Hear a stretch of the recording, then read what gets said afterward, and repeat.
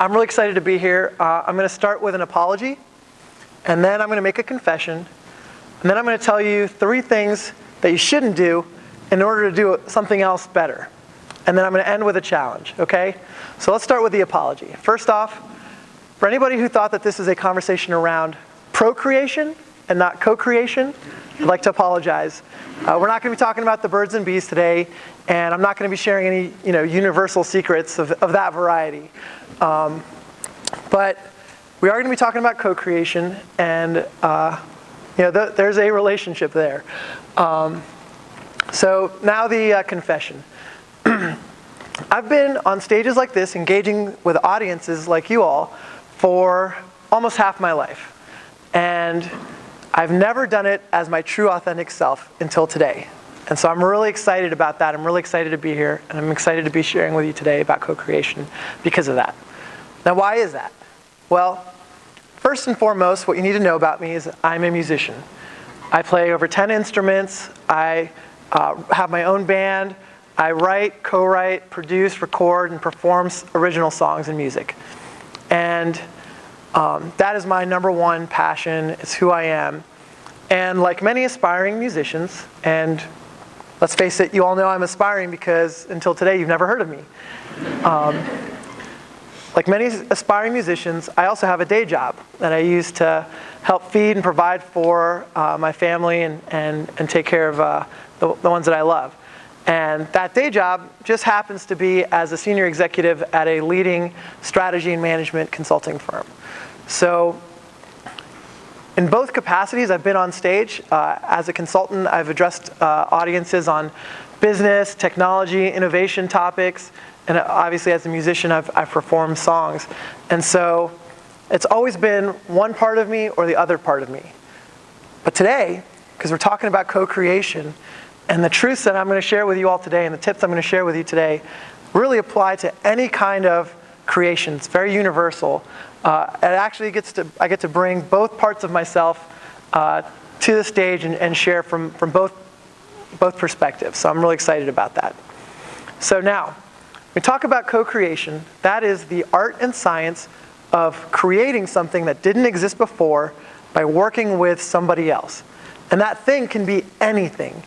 It could be traditional art, writing, poetry. It could be photography. It could be a blog. It could be a website. It could be a business idea. It could be an application. It could be relationships. And it could be anything. So whatever it is you're creating, if you're doing it with somebody else, that's co-creation. And there's kind of 2 different ways of doing co-creation. One is where you work together with somebody else, and together you create one product that's shared, and it's something that was co-created. Another way to think about it is if you have somebody else that you're working with as you each create your own product, but you're getting feedback, you're going off of shared inspiration, and you're working together as you create those things. Those are 2 different kinds. And of course, this concept of co-creation has been around for a long time, right? Think of Steven Spielberg and George Lucas, or you think about Snoop Dogg and Dr. Dre, right? The idea of collaboration on art has been around for a long time. However, in the hyper-connected digital world that we live in today, the ability to co-create and work together and be able to connect with people of a more diverse set of creative topics than ever before is possible. And that's really, really exciting. And so I'm going to talk about that by telling you 3 things that you shouldn't do in order to be able to co-create better. So the first thing is you want to make sure that you don't prepare. Practice, but don't prepare. So if you're going to be co-creating with somebody else, it doesn't work if you show up with too much, right? I'll take the music component as an example. When you go and you're going into a co-writing session for music, what everybody's always scared of is showing up and not having anything to say. And you're looking at somebody else in silence, and you don't have anything, right? That's a natural fear, and the way that people tend to fight that is by going and over-preparing. And they'll go and they'll write out, they'll come up with a fully baked idea, they'll come up with something else. But imagine going to go build something with somebody else, but you show up with your hands full, right? There's no room, you don't have the ability to create something because you've already done it.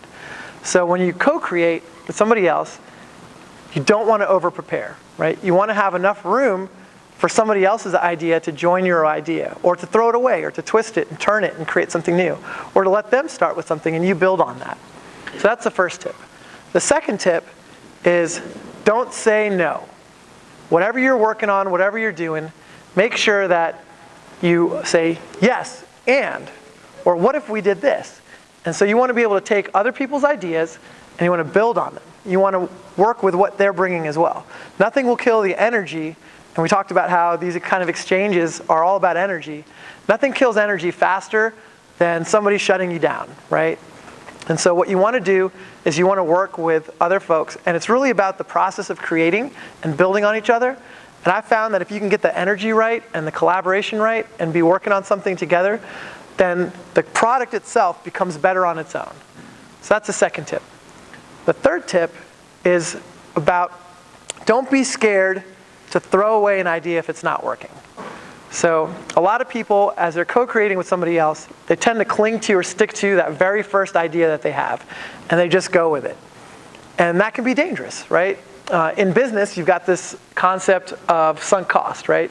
Just because you've spent some time on something, you'll never get that time back. So if it's not working, don't cling to it, don't hold on to it, don't be afraid to let it go, okay?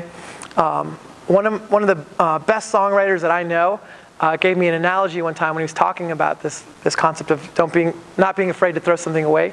He said, if you throw a dart and it lands far from the bullseye, he said, it's easier to throw another dart than it is to take that one that's already dug into the wall and drag it to the center of the board.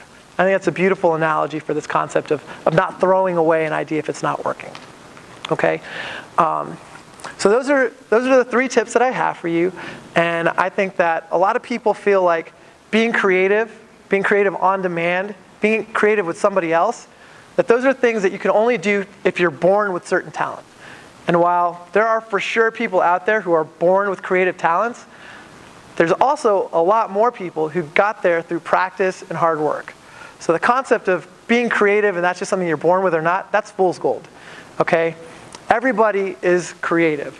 And my challenge to you all is to think about what are you creating in your life, whether it's your profession, your hobby, your passion, your relationships.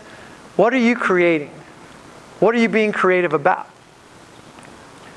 Now, take that and think about, is there a way that I can bring somebody else into that creative process? Can I be working with other people? Can I find a community? If one doesn't exist, could I start a community? And I believe that each of us is creating something, and that it's never too late to start. And if you work with other people, the things that you'll create will become better, and that will bleed into your life. It'll bleed into your community, and hopefully it'll bleed into the world as well. So go forth and co-create beautiful things with one another, and I look forward to seeing the changes that makes. Thank you very much.